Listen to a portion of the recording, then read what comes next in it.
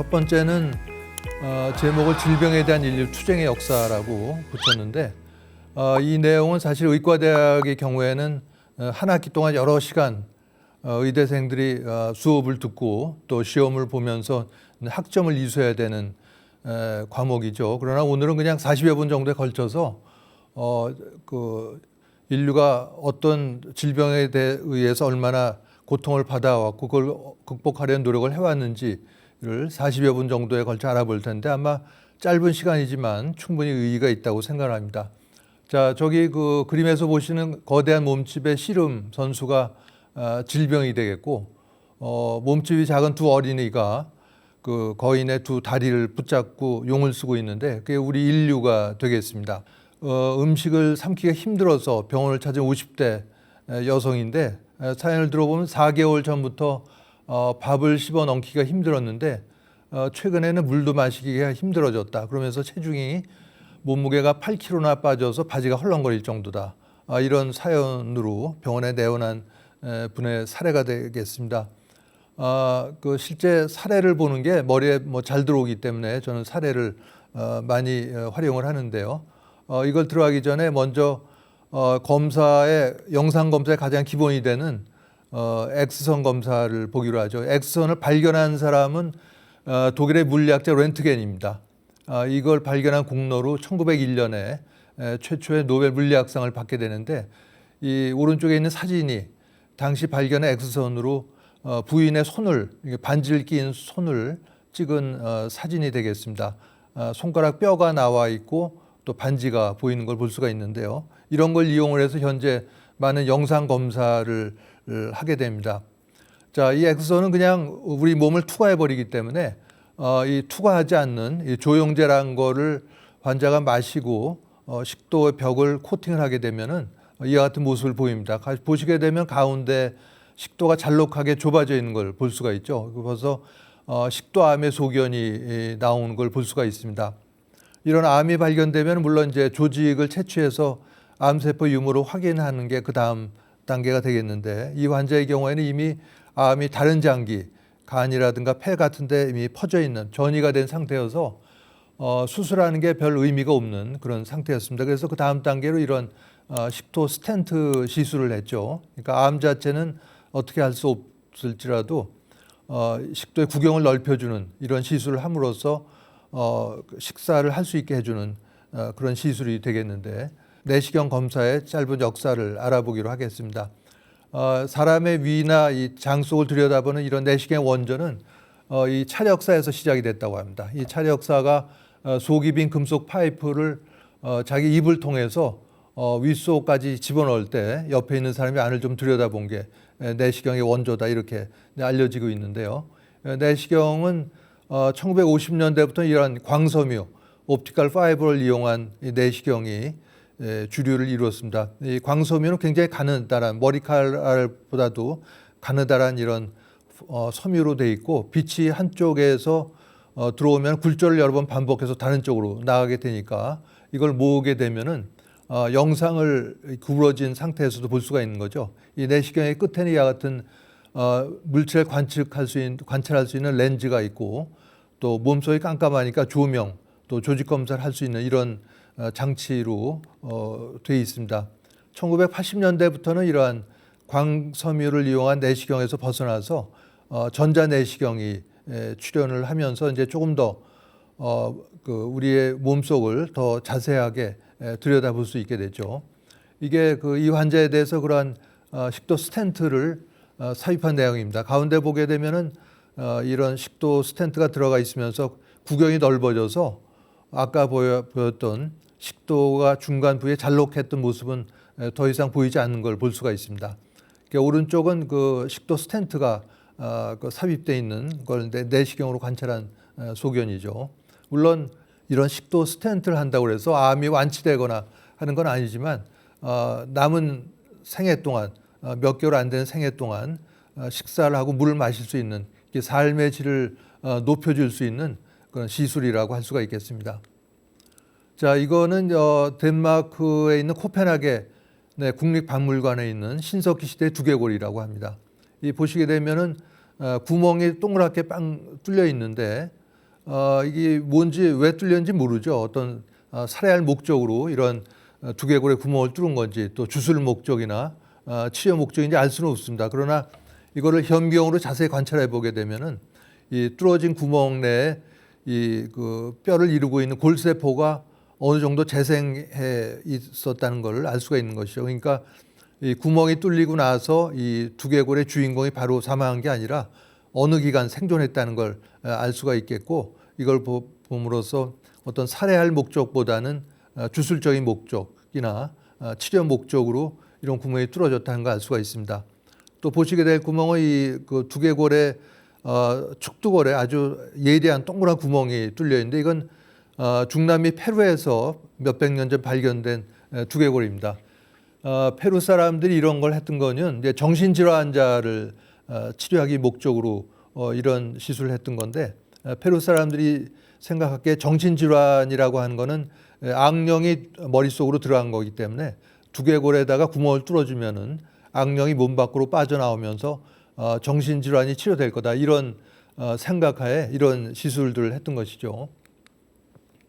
자, 이 삼국지에 나온 조조입니다. 조조가 어느 날 머리가 아프고 자꾸만 헛것이 보이고 헛소리가 들리게 되자 당시의 명인 화타의 진료를 받게 됩니다. 이 화타가 내린 진료는 이런 것이었는데요. 이 승상의 병은 머리에 생긴 일종의 풍증인데 뿌리가 머릿속에 뻗쳐 있어서 이를 수술해야만 병이 낫겠소이다, 이렇게 조조한테 얘기를 했더니 조조는 화를 벌컥 내죠. 내 머리가 얼마나 소중하다는 건 천하가 다 아는 일인데 일개 의원이 박통 쪼개듯 내 머리를 쪼개자고 하니 될 법이나 한 바니까 이놈을 당장 옥에 가둬 죽여라 해서 화타는 결국 옥살하고 조조도 병을 못 고치고 죽었다는 그런 일화가 전해지고 있습니다. 자, 이집트의 미이라에서도 여러 가지 질병의 흔적을 볼 수가 있습니다.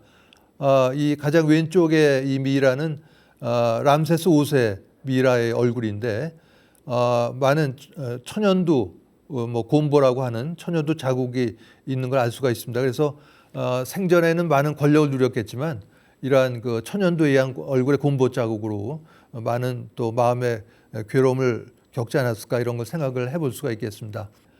피터 브레헐이라는 작가가 그린 죽음의 승리라는 제목의 그림입니다. 그림을 보시게 되면은 곳곳에서 그 해골로 표시된 죽음의 신이 인간을 괴롭히고 있고 또 시체를 태우는 연기가 솟아난 걸 볼 수가 있는데, 이걸 그린 거는 1347년에 흑사병이 유럽 일대를 휩쓸게 됩니다. 당시 그 유럽 인구의 4분의 1 정도가 사망을 했다고 하고, 숫자로는 인구가 많지도 않을 때 7,500만 명 이상이 사망을 했다고 하는데, 원인 모르고 속수무책으로 죽어왔기 때문에 이걸 200년 뒤에 이 작가가 죽음의 승리란 제목으로 이런 그림을 그렸던 거죠. 이 그 스웨덴의 유명한 감독의 이 제7의 봉인이라는 이 영화에서도 보면 이 중세 때 일어나는 흑사병에 대한 두려움을 잘 다루고 있습니다. 흑사병이 왜 일어난지 몰랐기 때문에 이 마녀가 퍼뜨린 거로 믿으면서 죄 없는 애꿎은 여성들이 많이 희생을 당하기도 했고, 또 심판의 날이라면서 많은 사람들이 두려움을 갖기도 했습니다. 흑사병은 이때만 있던 게 아니라 그 뒤에도 여러 차례 세계 곳곳을 휩쓸었는데 1665년에 9월에 영국 런던의 일주일간의 사망 통계 자료입니다. 보시게 되면 여기 일주일간에 사람들이 얼마나 많이 죽었고 힘이 없어서 죽은 게 11명, 또 이 젖먹이 영유아가 죽은 게 3명, 이 정도 돼 있는데, 아래쪽 내려가다 보게 되면은 이 흑사병으로 7,169명이 죽었다. 그러니까 일주일 동안에 7,000명이 넘는 사람들이 죽어간 것이죠. 그래서 당시 이를 목격한 의사 말에는 수많은 사람들이 추풍낙엽처럼 쓰러져 갔다, 이렇게 기술을 하고 있습니다. 요즘에 다 이게 신의 노염이 아니라 세균, 예르시니아 페스티스라는 패스트균에 의한 급성 감염병이라는 걸 이제 다 알고 두려움을 갖지 않지만, 당시에는 이런 어려움을 원인을 몰랐기 때문에 이런 두려움에 떨어야만 했던 것입니다. 다 이런 흑사병을 겪고 나서 이 죽음의 기술이라는 책이 나오게 되는데요. 이거는 15세기의 출판업자 윌리엄 캑스턴이라는 사람이 목판화로 낸 책입니다. 이 책을 낸 의도는 이제 건강한 영혼을 위해 아름다운 죽음을 준비하자 이런 목적이었는데 그 죽음이 임박해 올 때 정신이 산만해지고 평소에 가졌던 신앙심이 흐트러지는 것을 막기 위해서 이런 걸 목판으로 그려서 잘 죽는 법을 소개한 그런 책입니다. 또 이 중세 유럽에도 이런 나쁜 피를 빼내는 시술, 사혈이나 방혈이라고 하는데 이런 게 아주 유행을 했었고 18세기에도 이 누구나 인정한 치료법이었다고 알려져 있습니다. 중세 유럽의 경우에는 탈수에 빠진 왕에게 주치의가 사혈을 시켜서 탈수에 빠지면 몸에 수분이 부족한 상태니까 물을 보충을 해주고 이런 게 치료법이 될 텐데 오히려 몸에 있는 나쁜 피를 빼낸다는 명목으로 사혈을 시키는 바람에 탈수가 더 악화돼서 왕이 더 빨리 사망했다 이런 기록들이 지금도 전해지고 있습니다. 예를 들어서 프랑스 왕 같은 경우에는 왕이 이제 몸 상태가 안 좋아서 비실비실하면은 주치의가 달려들어서 이 하제를 왕한테 먹여서 설사를 시키고 또 이 앞에 말씀드린 사혈에서 피를 뽑았던 거죠. 그래서 평민 같으면 그냥 조용히 쉬면 낫을 그런 몸살도 왕이었기 때문에 설사를 해야 되고 피를 뽑히면서 고생을 했다 하는 것을 알 수가 있습니다. 의학의 암흑기라고 할 수가 있는 것이죠. 이 오른쪽 그림은 1890년에 미국 의대생의 시체 해부 장면인데 그 전까지와 다르게 이때가 되면서 의과대학의 교과 과정에 이러한 시체 해부가 필수적인 과정으로 이제 인식이 되는 것이죠. 이 그림에서 보시게 되면은 7명 정도의 의대생이 모여서 인체를 해부하고 있는 모습을 볼 수가 있는데 아마 현재 의과대학의 그 해부 과정과도 크게 달라 보이지 않습니다. 이거는 사파인데요. 1840년대 그려진 사파입니다. 이거는 몇십 년 전인 1772년에 나이트로스 옥사이드라는 이런 가스, 이거는 현재는 마취제로도 사용이 되는데 당시에는 뭐 그런 효능을 몰랐고 이걸 마시면 사람들이 웃음을 짓는다는 걸 발견을 해서 제목이 인생을 쉽게 사는 법 이렇게 돼 있고 그 옆에 아래 제목이 바가지 긁는 부인을 위한 처방 이렇게 돼 있는데 부인들이 바가지를 많이 긁는 경우에는 이 웃음 가스를 사다가 부인을 마시게 하면은 부인이 웃음도 짓고 이런 바가지를 덜 긁게 되니까 인생을 좀 더 쉽게 살 수 있다. 이런 그 우스꽝스러운 사파의 하나가 되겠습니다.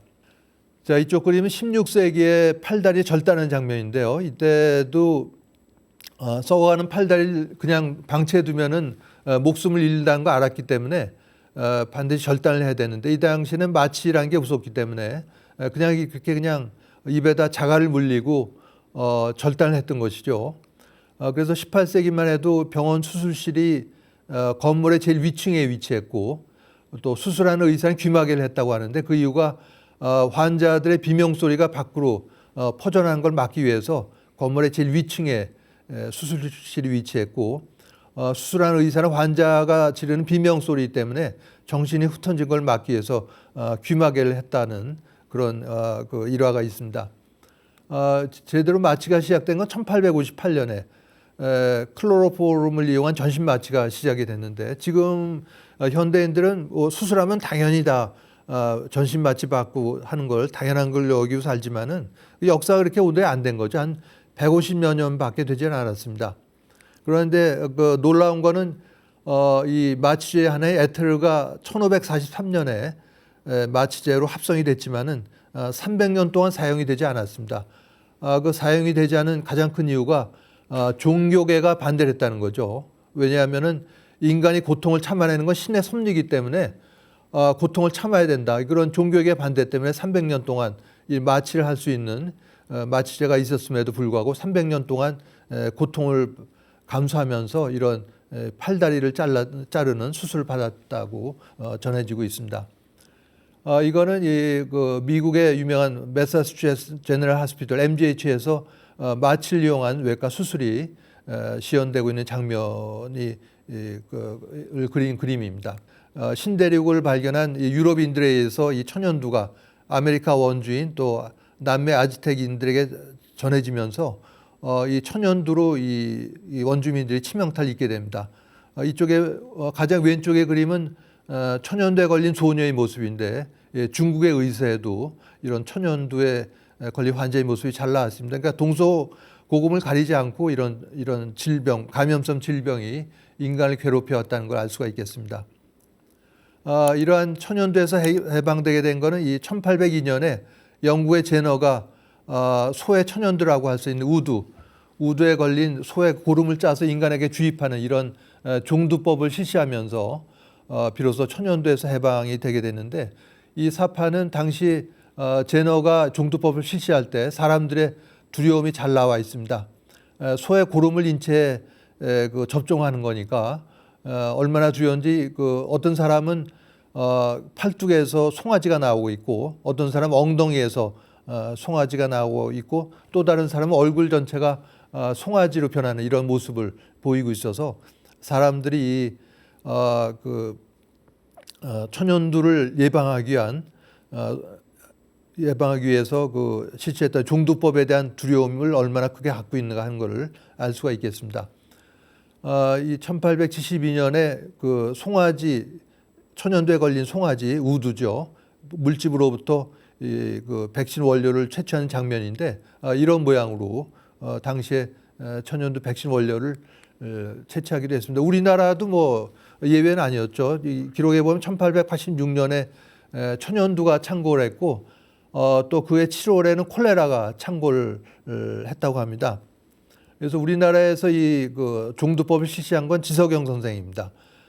최초로 우리나라에서 종두법을 실시했고, 이거는 영국 제너가 실시한 지 82년 후에 종두법을 실시하게 됐는데, 그러나 이 지석영 선생은 이 종두법을 실시했다는 죄로 귀양을 살이를 하게 됩니다. 왜냐하면 당시 왕비의 총애를 받던 왕실무당 진령군의 미움을 받아서, 어떤 미움이냐면 마마귀신에 대한 불경죄를 졌다, 이런 미움을 받아서 4년간 귀양살이를 했다고 전해지고 있습니다. 자, 1860년대 미국 종합병원의 위생상태인데요. 보시게 되면은 병실 바닥뿐만이 아니라 환자들이 누워있는 침대에도 쥐들이 들끓는 걸 알 수가 있습니다. 큰 종합병원에도 이 정도였고, 우리나라에서도 몇십 년 전에 이런 쥐를 잡아야 된다는 쥐잡이 홍보 포스터가 아직도 이제 기억에 납니다. 콜레라에 오염된 물을 나눠 마시는 런던 시민들이라는 그런 포스터가 왼쪽에 보여주고 있는데, 이거는 1866년의 목판화입니다. 오염된 물이 병의 근원이란 걸 표현을 하고 있는데, 그런데 이러한 그림이 놀라운 거는 사실은 세균이 병을 일으킨다는 사실 밝혀지기보다 20년 전에 이런 걸 알아낸 거죠. 그러니까 이 당시만 해도 세균의 존재를 몰랐고, 어떤 물에 의해서 어떤 병이 옮겨진다 하는 걸 알았기 때문에 이런 그림을 그렸던 것이죠. 자, 이 그림은 1857년에 헝가리 의사입니다. 샘멜 와이스라는 헝가리 의사가 이런 발표를 합니다.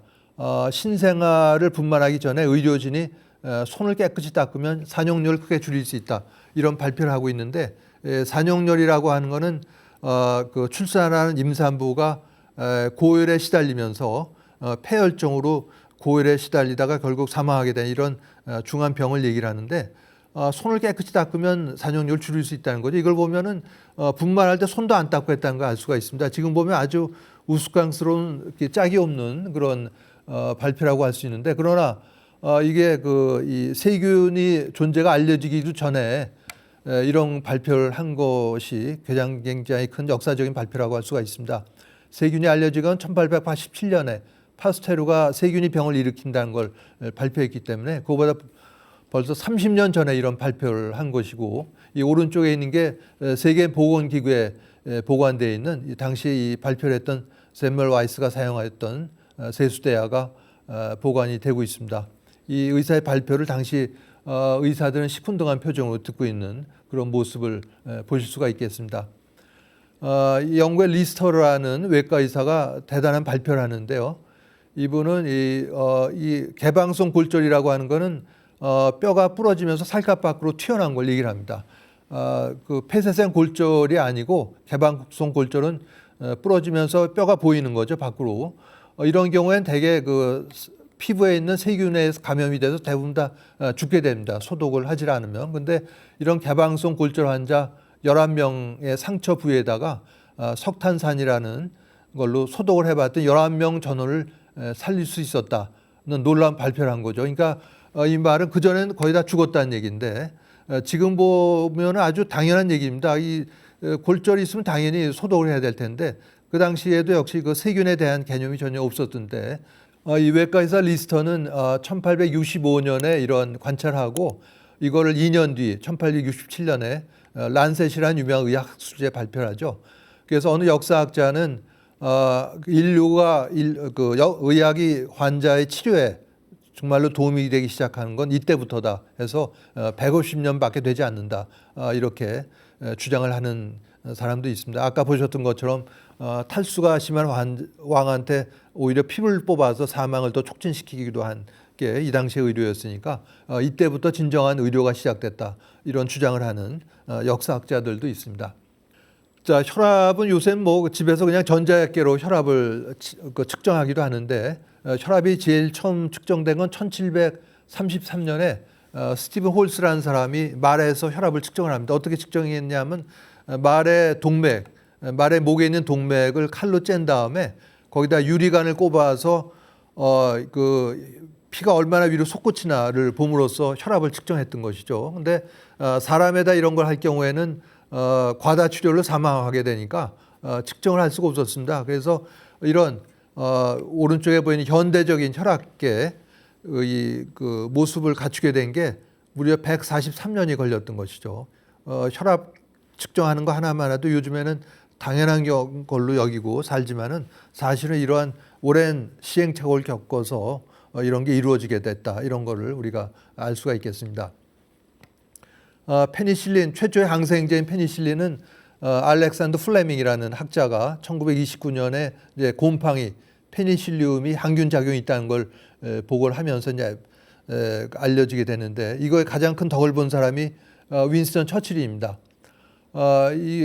영국 수상인 처칠은 2차 세계대전 중에 스탈린과 회담하러 소련에 갔다가 당시 폐렴에 걸려서 큰 고통을 받게 되는데 당시 페니실린을 사용할 수 있어서 이걸로 완치할 수 있으면서 2차 대전에서 연합군이 승리하게 된 큰 계기가 될 수 있었다 이렇게 얘기를 하고 있습니다.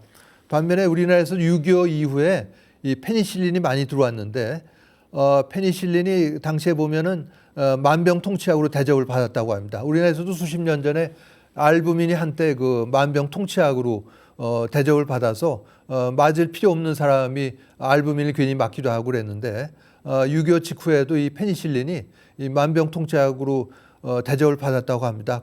자, 이거는 사람의 위장 점막을 현미경으로 관찰했을 때 소견입니다. 왼쪽에 그 빨간 바탕 속에 그 빨갛게 염색되는 아주 작은 세균들이 보이고 오른쪽에는 전자현미경으로 촬영된 위 점막을 덮고 있는 이런 세균의 모습인데 우리나라의 경우에는 대강 성인 6명 중에 4명 정도가 감염돼 있고 전 세계적으로도 그 감염이 많이 이루어진 그런 세균입니다. 이걸 발견한 사람은 호주의 내과 의사인 마샬 또 병리과 의사인 워렌입니다.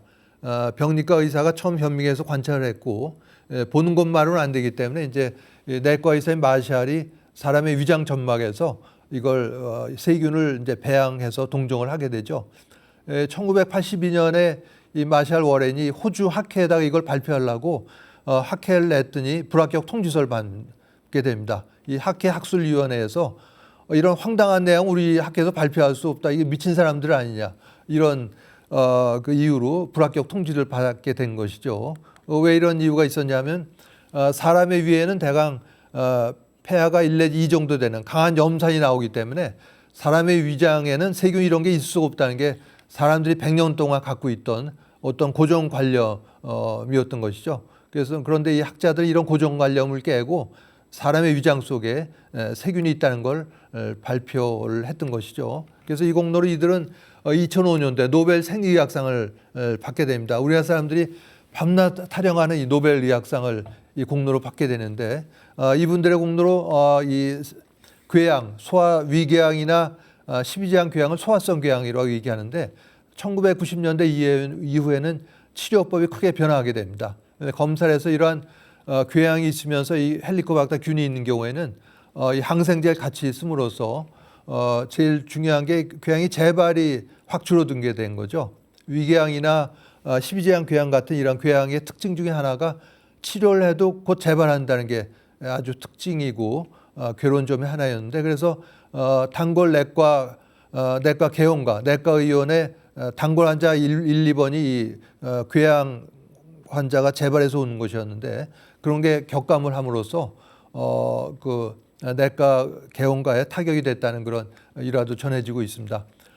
독립의용 운동가 손병희 선생이 이런 공복시 속이 쓰리고 소화불량 이런 걸로 많이 고생을 했다고 하는데, 그래서 수감 중 부인이 그 식사를 넣어줄 때 종이에 바른 소화제를 넣고 밀가루로 바르고 부치미로 위장을 해서 감옥에 넣었다고 하는데, 이 손병희 선생이 이런 그림과 같은 이런 위궤양으로 고생하지 않았나 이 추측을 해볼 수가 있겠습니다. 다음은 이 과민성 대장 증후군인데요. 이게 증례는 42살 여자분의 사례입니다.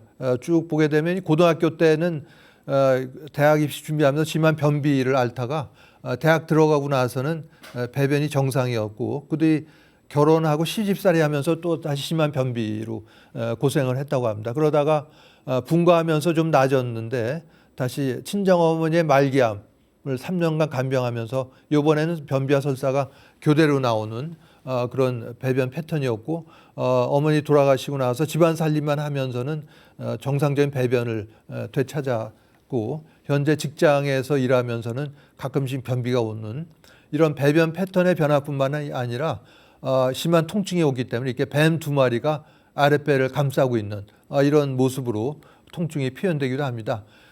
이러한 그 과민성 대장 증후군의 하나에 속해 있던 게 바로 유당분해 효소 결핍증입니다. 우리말로는 접당 못 견딤증 하는데, 이건 뭐냐면 우유를 마시기만 하면은 배가 끓고 아프고 바로 화장실 가야 되는 그런 내용이죠. 이게 원인은 밝혀진 게 얼마 안 됩니다. 1980년대 들어와서 우유 속에 있는 유당을 분해하는 효소가 유당 분해 효소인데, 이거에 의해서 포도당과 갈락토스로 분해가 돼야 되는데, 이게 잘 유당 분해 효소가 부족해서 분해가 잘 안 될 경우에는 유당에 의해서 이런 증상을 나타낸 게 1980년대밖에 되지 않은 거죠. 그래서 이 유당 분해 효소 결핍증도 결국은 이 큰 의미의 증상이 비슷하니까 과민성 대장 증후군에 들어가 있었고, 그래서 이 유당 분해 효소 결핍증 환자도 과민성 대장 증후군으로 정신과 치료도 받기도 했습니다. 그러다가 이 원인이 밝혀지고 나서는 유당 분해 효소를 첨가하거나 유당이 분해된 제품을 섭취하게 되면 이런 증상에서 벗어날 수가 있는 거니까 해방이 됐다 얘기할 수가 있습니다. 이제는 이런 환자들도 우유를 마시고도 이런 편안함을 누릴 수 있다, 이렇게 얘기 드릴 수가 있습니다. 다음은 이 대장암의 하나인데요. 이거는 이 대장암 증상 있는 환자의 대장에 조영제를 넣고 사진을 찍은 겁니다. 보시게 되면 가운데 사진이 뭔가 좀 이상해 보이는데, 이건 바로 왼쪽에는 이런 모양입니다. 사과를 가운데 먹고 난 사과 심의 모습이죠. 대장에 조영제를 넣고 사진을 찍은 대장 조영술상 이런 모양이 보이게 되면은 대장암 진단을 내리게 됩니다. 진단을 내리게 되면 그 다음에 이제 내시경을 통해서 이런 조직을 채취하게 되는데, 처음에는 이런 그 굴단한 쇠파이프로 된 경성 직장경을 사용을 했습니다. 항문에 넣고 바로 보는 게 되는 거죠. 그러다가 그 뒤에 이제 이러한 전자내시경 등을 이용한 연성 휘어지는 직장경이 나오면서 병변을 훨씬 더 자세하게 관찰을 할 수 있게 됐습니다. 항문뿐만이 아니라 직장 같은데 자세히 관찰하게 되는데, 이런 대장암의 그 전구 병변되는 게 바로 이 용종이죠. 용종도 어느 날 갑자기 생기는 게 아니라 정상세포에서 여러 가지 아래쪽에 있는 유전자의 변이가 진행이 되면서 이런 혹 같은 선종이 생기면서 시간이 지나면 이제 용종으로 발전을 하게 되고 암으로 넘어가게 됩니다. 자, 이게 정상 점막, 대장 점막이고 용종이 발전한 모습이고, 이건 세월이 지나서 암으로 넘어간 용종이 그런 모습이 되겠습니다. 자, 이런 용종이 보이면 그냥 두지 않고 제거를 하는데요. 내시경을 하다 이렇게 용종이 보이면은 이러한 이 철사줄로 목을 조여주고 고주파 전류를 통해 주면서 제거를 해주게 됩니다. 그래서 이러한 대장 내시경을 통해서 이런 선정수 용종을 찾아내고 제거하는 게 바로 이런 암으로 넘어갈 수 있는 병변을 찾아서 제거하는 거라고 할 수가 있겠습니다. 대장암으로 타기한 유명인을 들면은 우리나라의 근대문학 선구자인 염상섭 선생을 들 수가 있습니다. 표본실의 청개구리 이런 걸로도 유명한데요. 예. 그래서 이분은 초기 증상이 변비와 설사를 반복을 했고 아랫배에 통증이 있었다고 합니다. 이것만 보면 즉 방금 말씀드린 그런 그 과민성 대장 증후군하고 그게 다르지 않은 걸 알 수가 있습니다. 변에 피가 묻어 나오기 시작했다고 작고하기 4일 전에 입원하고 나서야 암이고 다른데 또 전이가 된 말기암이었던 걸 알고 퇴원해서 자택에서 운명을 했다고 알려지는데, 또 다른 분은 건축가 정기영 선생이죠. 이분은 이 5년 이상 대장암을 앓다 세상을 떠났는데 세상 떠나기 몇 달 전에 이루어진 인터뷰에서 밝고 초롱초롱한 눈빛으로 죽음과 마주해야 된다 이런 말을 그 주위 사람들에게 남기기도 했습니다. 자, 요즘에 이러한 진단 치료가 이렇게 그 분자 생물학을 이용한 첨단 마무리, 첨단 의학의 시대를 가고 있는데 그렇지 않은 경우도 있습니다. 이 대만의 사례입니다.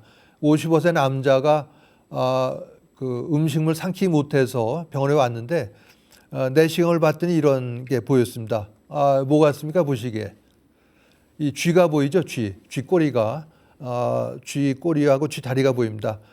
이분은 경우에는 음식물이 삼기 힘들어서 대만의 민간요법 중에는 이런 증상이 있으면 어린 생쥐를 먹는 그런 민간요법이 있는데 어린 생쥐 35마리를 먹다가 그 35마리째 목이 걸리면서 온 거죠. 이 환자는 결국 식도암 환자였는데 이런 첨단 의학 시대에 아직도 이런 석기 시대 수준의 이런 민간요법이 아직도 횡행한다는 걸 알 수가 있습니다. 우리나라 1960년대 말에 전국 학생의 회충난 양성률입니다. 평균 60%가 학생 10명, 6명이 이런 기생충을 갖고 있었던 것이죠. 학생 하나가 11마리 정도의 회충을 갖고 있었다고 하는데 오른쪽 아래는 한 환자에서 회출된 회충의 모습입니다. 저런 회충이 장에 있으면서 음식물의 영양분을 다 섭취하니까 이 환자는 뭐 아무리 음식을 먹어도 삐쩍 마르고 키도 안 크고 늘 얼굴이 누런 이런 모습을 지을 수밖에 없던 겁니다. 이거는 17세기 중엽에 조선시대 5세 어린이 미이라가 발견된 적이 있는데 조사를 해봤더니 사인은 결핵으로 추정된다고 했고 비형간염 바이러스나 또 흙으로 감염되는 회충, 편충, 또 민물 생선회를 통해서 감염되는 간디스토마 이런 그 기생충이 여러 개 감염된 흔적을 찾아볼 수가 있었다고 합니다. 알코파라는 유명한 기생충 약인데요. 1960년대 요즘엔 쓰지 않는 그 회충약인데 저도 아마 60년대 저걸 먹고 굉장히 토하면서 눈앞이 노래지고 토했던 그런 기억이 있습니다. 반면에 이 기생충 질환은 점점 줄어들게 됐는데 이 기생충 박멸협회의 노력에 의해서 기생충 질환은 거의 사라지게 됐습니다. 반면에 이 노력을 했던 기생충 박멸협회도 다치 사라지게 돼버렸는데 아토피라든가 크론병 이런 자가 면역 질환이 더 늘어나게 됐습니다. 그래서 이걸 생각하는 게 과거에는 우리 몸의 면역 체계가 이런 기생충을 대적을 하다가 기생충이 없어지니까 어디 싸울 데가 없으니까 싸울 상대를 우리 몸을 내부 장기를 싸울 상대로 해서 몸을 공격을 하게 됐다. 이런 것들이 이런 새로운 병이 늘어나게 된 가설로 취급을 하고 있습니다. 실제로 이런 크론병의 최신 치료 중에 하나도 기생충 알인 돼지 편충알을 먹이는 방법 중에 하나도 있습니다. 저도 이 20년 전부터 혈압 강화제하고 콜레스테롤 강화제가 이 복합된 그런 알약을 먹고 있습니다만 앞으로는 이런 것들이 점점 나이 한 노인이 될수록 걸어 다니는 종합병이란 말이 나올수록 여러 가지 약을 먹게 되는데 이런 여러 약들이 이제는 하나의 약으로 통합된 그런 약으로 나올 수 있는 그런 시대로 변해가고 있습니다. 자, 이 과거에 이제 매독 같은 그 성병이죠. 감염병은 페니실린 한두 번으로 치료가 됐는데 요즘에는 이렇게 한두 번 약을 먹거나 주사해서 완치하는 이론 쪽에 관심을 좀 덜 갖고 연구를 덜 하는 것 같습니다.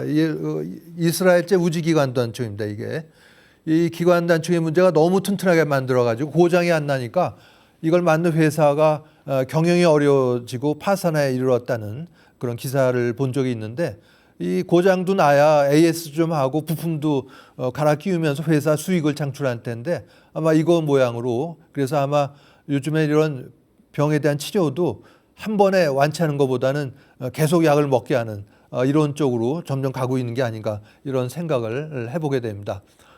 이건 미국에서 사망률입니다. 우리나라 데이터가 별로 없어서 1900년대 초반과 2000년대까지 보게 되면 100년에 걸쳐서 사망률은 왼쪽처럼 크게 줄어들었지만 평균 수명은 또 크게 늘어난 걸 알 수가 있습니다. 현대의학의 성과죠. 왼쪽이 손과 손목이 잘렸을 때 접합 수술하고 나서 1년 뒤의 모습이고, 인공심장 같은 모습도 보여주고 있습니다. 몇 년 전에 우리나라 사례인데요. 3세대 인공심장이 환자에게 착용하고 있는 모습입니다. 그런데 문제는 비용입니다. 임상시험을 하기 때문에 환자가 이런 비용을 내질 않는데 인공심장 비용만 1억 원이 넘는다는 그런 내용이었는데, 이거 10년 전, 거의 9년 전에 이런 정도였으니까 이 가격이 상당히 문제인 걸 알 수가 있습니다. 이런 리포맨이나 이런 그 공상과학 영화인데 이런 인공장기에 대한 내용이 잘 나와 있습니다. 여기 보게 되면은 이 인공장기가 다 개발이 되는데 가격이 무지하게 비쌉니다. 인공관이 12억이라고 되어 있는데 이런 그 인공장기를 일시금을 내고 살 사람이 거의 없기 때문에 일부 재벌 빼고는 다 이제 할부로 구입을 하게 되는데, 문제는 이 할부금이 90일이 연체가 되면은 회사에서 사람을 보내서 인공장기를 그냥 떼간다는 거죠. 그러니까 환자가 결국 사망을 하게 되는데, 물론 이제 공상과학 영화니까 뭐 실제에서 이런 일이 일어나지는 않겠지만 인공장기의 가격이라든가 이런 걸 보면은 이런 일도 점점 일어날 가능성이 아주 없다고 할 수는 없겠다 얘기할 수가 있습니다. 차 부품을 교체하듯이 인공장기가 열린다, 이런 기사가 난 적이 있고, 또 사망하자마자 이런 몸속의 피를 다 부동액으로 바꿔놓고 영하 196도가 되는 냉동 질소 칸에 들어가서 미래에 다시 치료돼서 살아나길 기다리는 이런 시신이 미국과 러시아에 몇백 구가 된다는 기사가 난 적이 있습니다. 세계 속의 우리나라의 의료가 어떤가를 보여주는 그런 슬라이드입니다. 1980년도에 우리나라 국민의 약 8%, 한 10% 정도가 B형 간염 바이러스를 갖고 있었습니다. 대부분 다 이 어머니아에서 받는 거죠. 그러니까 출생할 때 어머니가 갖고 있는 B형 간염 바이러스를 신생아가 받게 되는데, 이런 걸 수직 감염이라고 얘기를 하는데, 이게 갖고 있으면서 계속 결국 만성 간염을 거쳐서 간경변증, 간암까지 가게 되는데 결국 이게 심각한 문제였습니다. 그래서 이거를 막기 위해서는 백신이 개발이 돼야 되는데, 이걸 개발한 분이 1980년 초반에 서울의대 김정용 교수입니다. 내용은 이분이 세계 최초로 이 B형 간염 백신을 개발했지만은 당시에 우리나라의 의료 인프라가 낮았기 때문에, 당시 보건사회부였었죠. 보건사회에서 이런 백신에 대한 전례가 없다면서 허가를 내주지 않았고, 이렇게 시간을 끌고 있는 사이에 미국과 프랑스에서 이런 백신을 내면서 우리나라가 3위로 밀리고 말았습니다.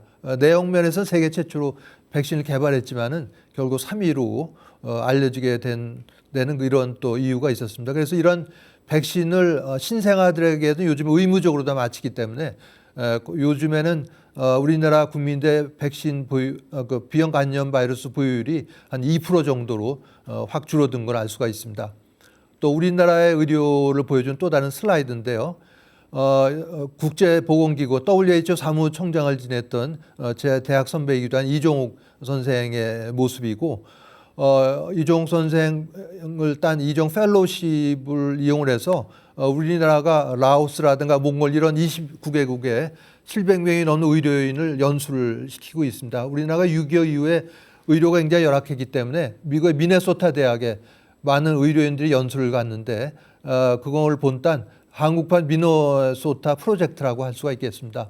또 서울대학교 병원에서 그 아랍에미레이트 셰이크 칼리파 병원을 5년간 위탁 운영에 체결에 성공했다는 기사도 난 적이 있는데, 이게 그냥 단독으로 된 게 아니라 스탠퍼드 대학이나 이런 유럽과 미국의 유수한 병원과 경쟁을 해서 이런 위탁 운영을 맡게 된 것이죠.